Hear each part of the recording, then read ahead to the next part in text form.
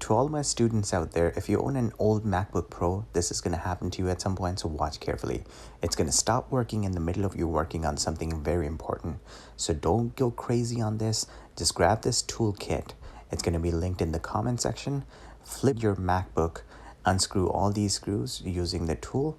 And once you've done that, just open it up and focus on this battery connection right here using this pry tool. Just flip it open, disconnect it, and simply connect it back on. By doing that, you're basically just resetting the connection, and now it should work. Hopefully this helps, and I'll catch you guys in the next one. Peace.